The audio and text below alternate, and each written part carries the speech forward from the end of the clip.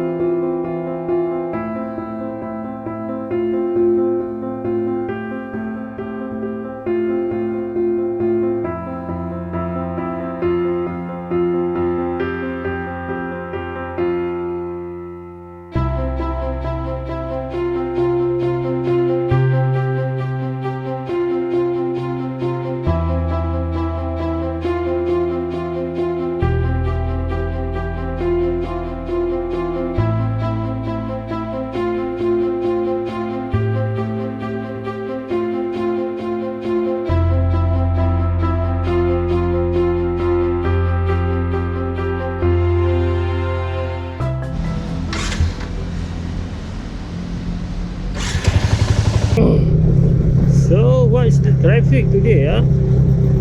Stand patut-patut depan ni jam. Woi, tak jam ah. Patut-patut jalan depan ni penuh. Awal lagi ke? Semua orang tak dapat balik kerja awal kan? Balik kerja awal ke balik kerja biasa ke? Oh, Bazar Ramadan aku masih belum singgah tahun ni.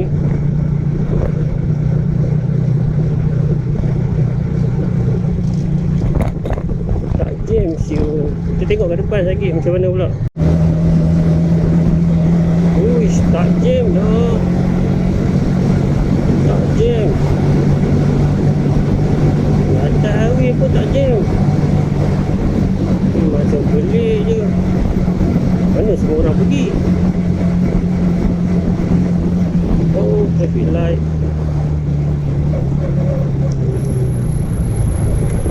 Mana semua orang pergi? Kahwil. Ya. Oh, kat sini normal. Jam baru nak bermula. Kat sini normal. Aku awal sangat tu. Tak kelima dah.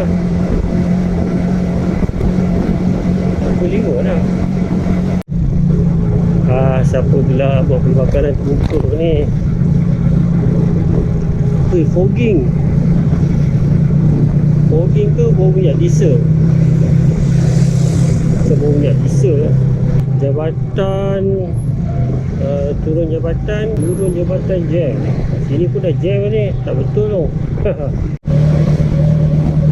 Tengok kereta ni, dia nak pergi ke mana ni? Aduh.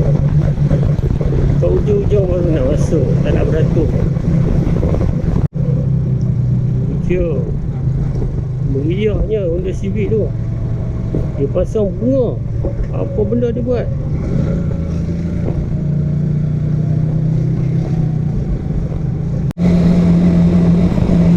Cik, kita layan video.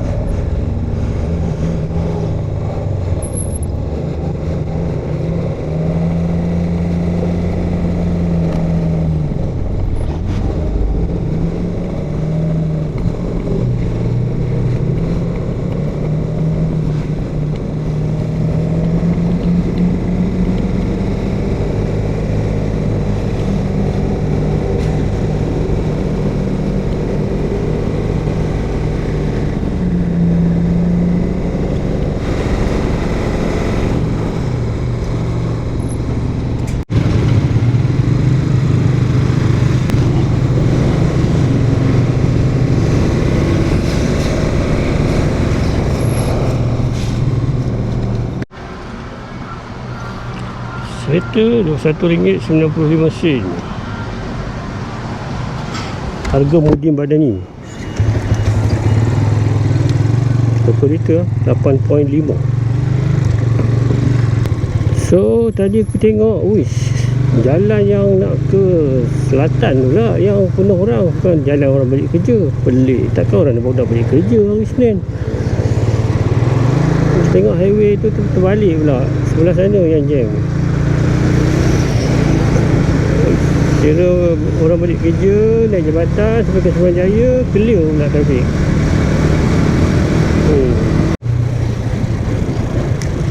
Traffic light hijau. Walaupun ramai orang guna lalu atas sana, tapi ada kalanya jika polis JPJ tunggu, dia kata dia nak saman, dia saman lah.